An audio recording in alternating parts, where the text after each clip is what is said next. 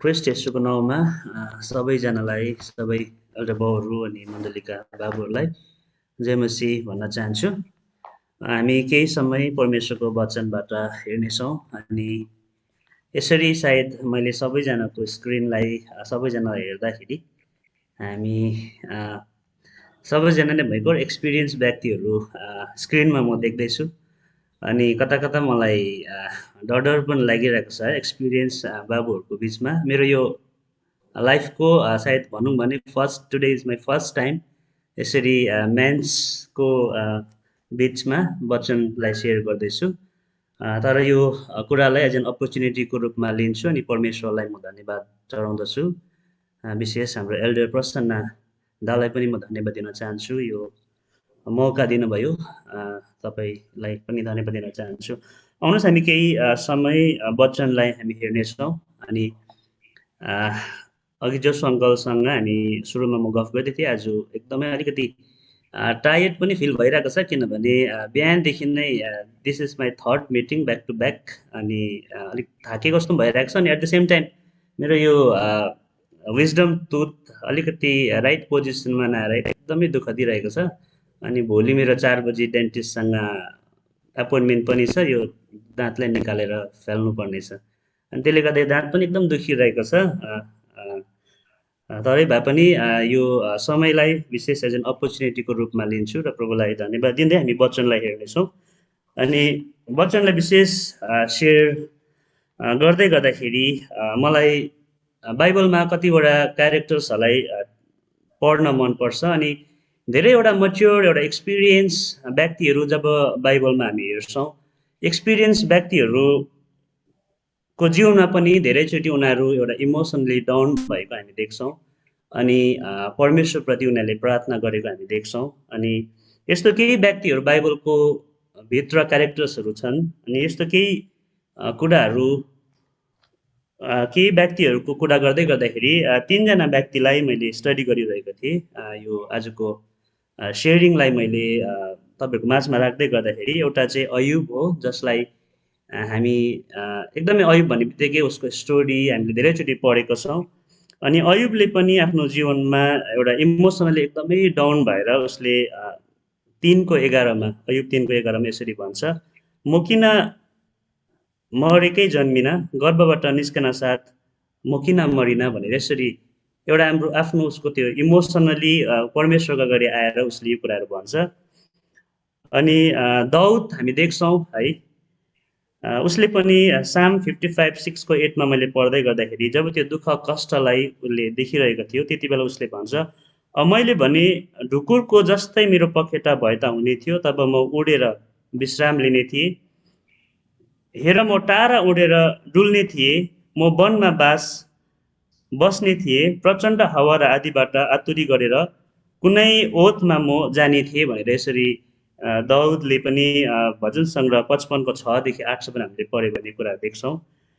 अनि अर्को व्यक्ति एलिया पहिलो राजा 19:3-5 मैले पढ्दै थिएँ अनि त्यति बेला के हुन्छ भने जब एलियाले 450 प्रोफेट्स अफ बाललाई विजय गरिसकेको हुन्छ अनि विजयको बादमा चाहिँ इजेबेलले उसलाई खेदो गरेको देख्छौँ हामी त्यहाँनिर अनि एलिया डराएर आफ्नो प्राण बचाउनलाई चाहिँ ऊ भागे अनि झाडीभित्र बसेर चाहिँ आफ्नो मृत्युको लागि उसले प्रार्थना गर्छ परमेश्वरसँग अनि उसले भन्छ बस अब भयो मेरो प्राण लिनुहोस् भनेर यसरी प्रार्थना गर्छ। मैले भन्नु खोजेको के हो भन्दाखेरि यस्तो एउटा परमेश्वरको साथमा दिन प्रतिदिन हिँडिरहेको व्यक्तिहरूलाई पनि जब हामी पढ्छौँ भने समटाइम्स उनीहरू इमोसनली एकदमै डाउन भएको देख्छौँ अनि यसरी उनीहरूले प्रार्थना गरेको देख्छौँ। अनि यति भन्दै म मेरो स्क्रिनलाई तपाईँहरूको माझमा सेयर गर्न चाहन्छु।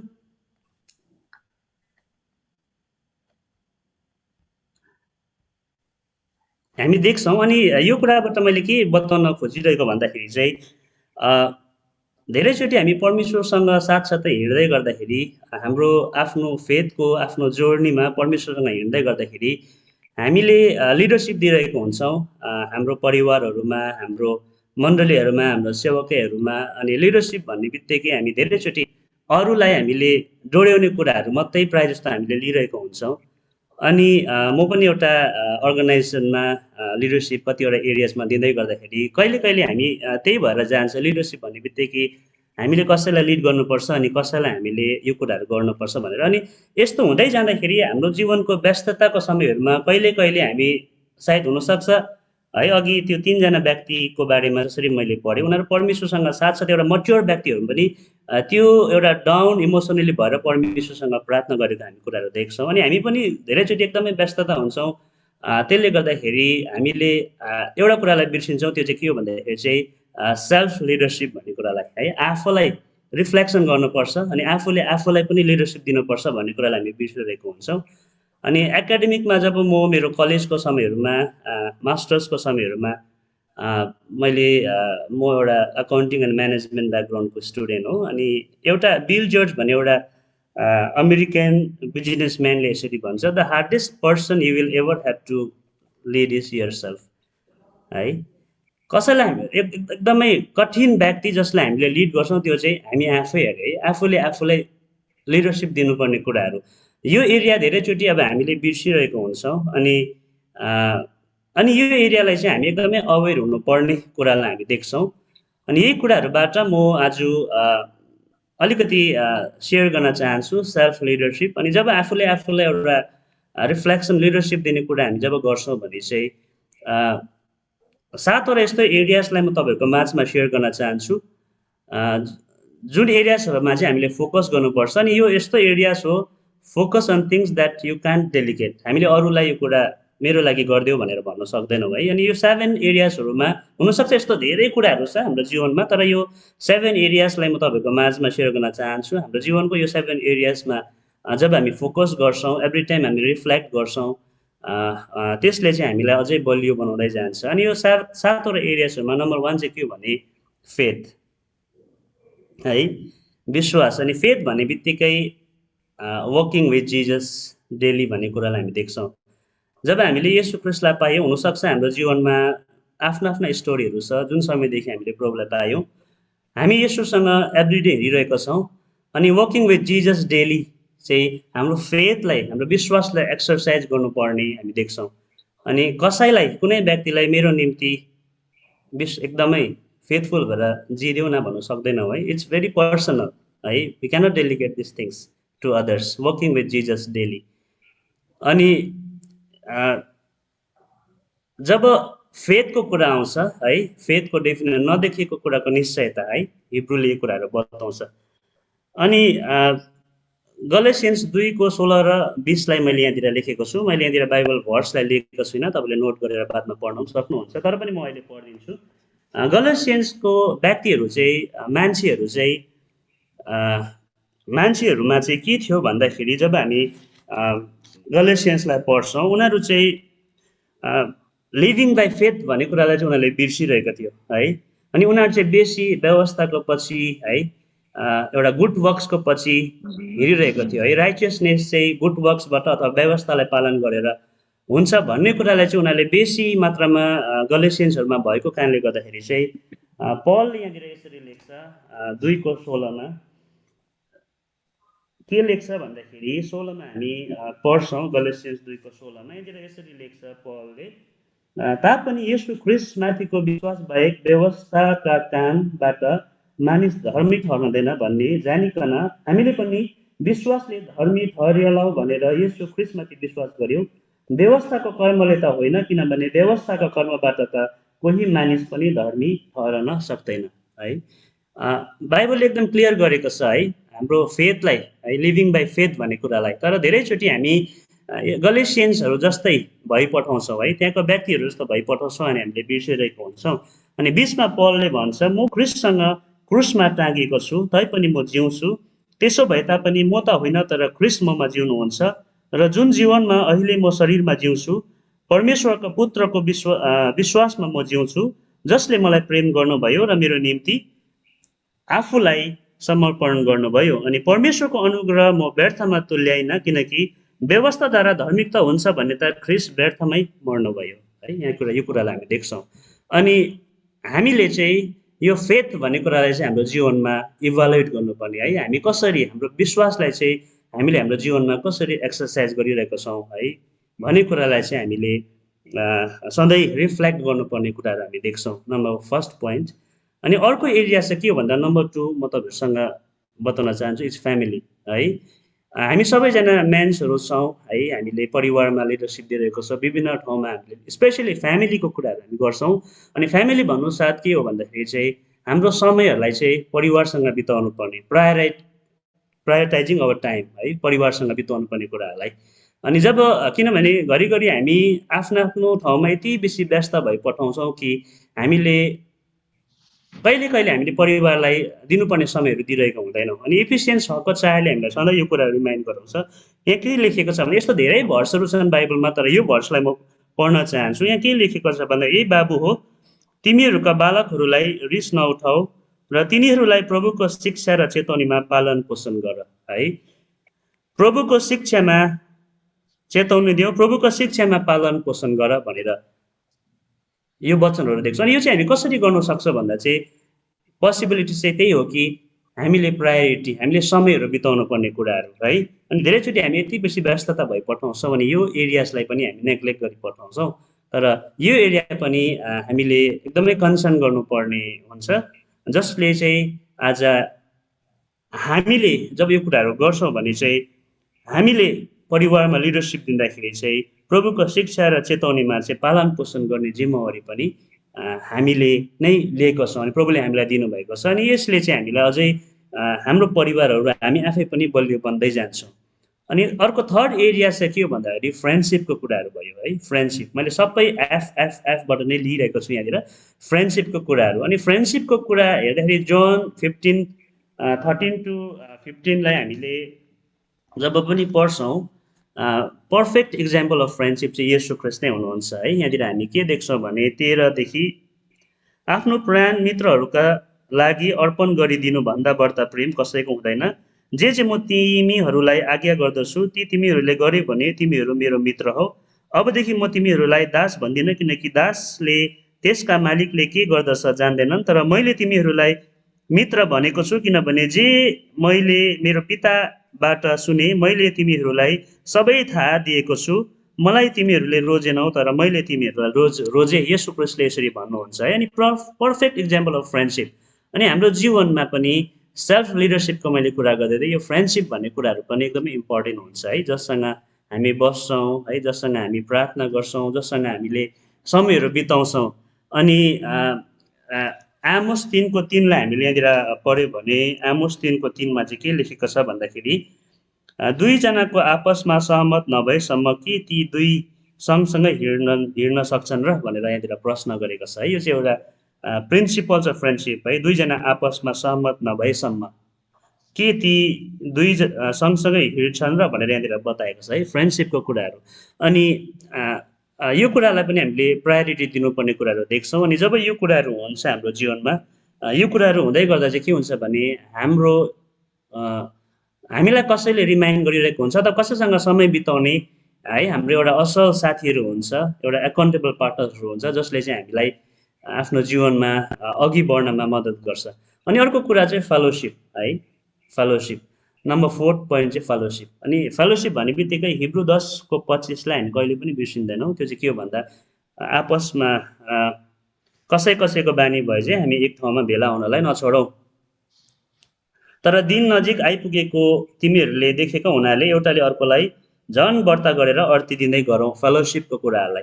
अनि फेलोसिपको कुरा गर्दै गर्दाखेरि है, अब धेरै कुराहरू आउँछ यसमा है। हाम्रो चर्च सम्बन्धित कुराहरू, अब प्रेयर, बाइबल स्टडी, धेरै कुराहरू आउँछ। अनि फेलोसिपमा हामीले प्रायोरिटी दिनुपर्ने कुराहरू। अनि हिब्रू 10:25ले हामीलाई सधैँ यो कुरा रिमाइन्ड गर्छ, किनभने जब हामी फेलोसिपमा लागि पर्छौँ भने चाहिँ त्यो फेलोसिपले चाहिँ एउटाले अर्कोलाई झन बढ्ता गरेर अर्थी दिने काम गर्छ है, जसले चाहिँ हामीलाई बलियो बनाउँदै जान्छ फेलोसिप भन्ने कुराहरू। अनि हामीले एउटा मिनिस्ट्री गर्दाखेरि एउटा इभान्जेलिस्टिक टुल्स हामी चलाउँछौँ, जसलाई 4 स्पिरिचुअल लस भन्छ। हामी कतिजना फ्यामिलियर छौँ। अनि त्यहाँतिर एउटा पार्टिकुलर इलस्ट्रेसन छ, जुन इलस्ट्रेसन के हो भन्दाखेरि, धेरै दौडा मिलेर चाहिँ है आगो दन्केर बल्छ, तर बल्दै गरेको आगोमा कुनै दौडालाई हामीले थुचेर तान्यो भने चाहिँ आगो निप्न सक्छ भनेर त्यहाँतिर एउटा इलस्ट्रेसन छ है। अनि फेलोसिप पनि यस्तै हो। यदि हामी यो कुरामा प्रायोरिटी दिन्छौँ, हाम्रो फेलोसिपहरूमा अघि बढ्छ भने चाहिँ यसले चाहिँ आज हामीलाई पनि अर्थी दिँदै गरेको हुन्छ अनि अरूलाई पनि अर्थी दिँदै गरेको हुन्छ अनि यो कुराले हामी आफै बलियो भएर अघि बढ्नमा हामीलाई परमेश्वरले मद्दत गर्नुहुन्छ। Number 4 fellowship. अनि नम्बर 5 चाहिँ फिटनेस है, फिटनेस। अनि जब फिटनेसको कुरा आउँछ है, body is the gift of God हामीलाई थाहा छ। अनि 3 जोन 1 2 मा यसरी लेख्छ, beloved I pray that in every way you may prosper and enjoy good health as your soul also prospers भनेर 3 जोन 1 को 2 मा हामी त्यो कुराहरू देख्छौँ, फिटनेसको कुराहरू है। अनि जब यो फिटनेसको कुरा something that we can control है, हाम्रो शरीरमा हामीले कन्ट्रोल गर्नुपर्ने कुराहरू।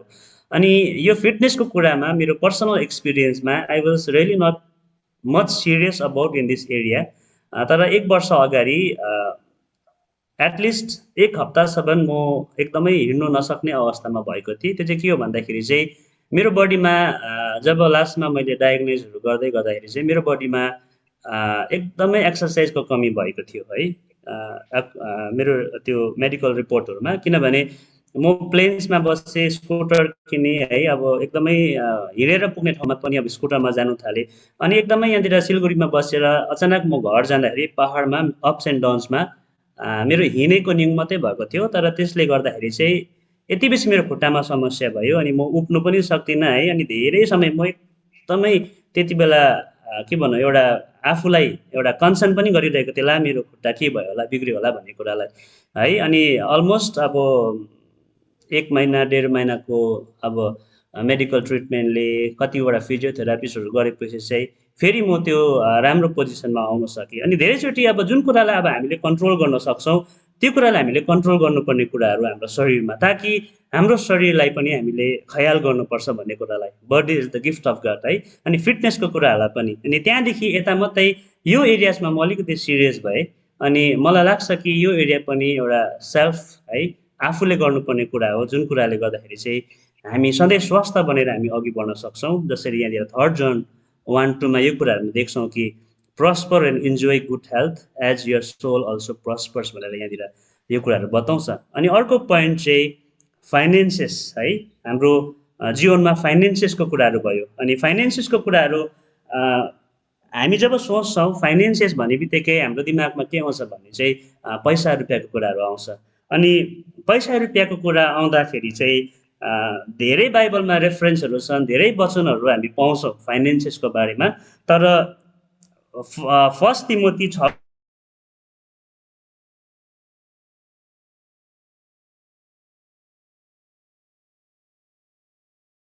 नै सबै किसिमका खराबीको जडा हो, जसको पछि लाग्ने कुनै कुनै विश्वासबाट कुमार्गमा तर्केका हुन्छन् र धेरै दुःखले तिनीहरूको हृदय छेडेका हुन्छन्। अनि यसले के कुरा बताउँछ भन्दा चाहिँ पैसा रुपियाँ चाहिँ प्रब्लम होइन है, रुपियाँ पैसा प्रब्लम होइन। तर सबै कुरालाई त्यागेर रुपियाँ पैसा नै सबैभन्दा ठुलो कुरा हो। रुपियाँ पैसालाई नै हामीले आइडल बनायो भने चाहिँ है, एउटा लभ अफ मनीको कुरा चाहिँ गरेको छ यहाँनिर। रुपियाँ पैसाको प्रेम है, त्यो प्रतिको लगाउ चाहिँ ठिक होइन। तर रुपियाँ पैसा मात्रै चाहिँ ठिकै हो, तर रुपियाँ पैसामा नै हाम्रो लगाउहरू गऱ्यो भने हाम्रो प्रेमहरू, त्यसले गर्दा चाहिँ हाम्रो विश्वासबाट चाहिँ हामी कुमार्गमा जान्छौँ भने, तर्किन जान्छौँ भने चाहिँ त्यो कुरा चाहिँ ठिक होइन। अनि त्यसले गर्दा चाहिँ यो एरियाज पनि हामीले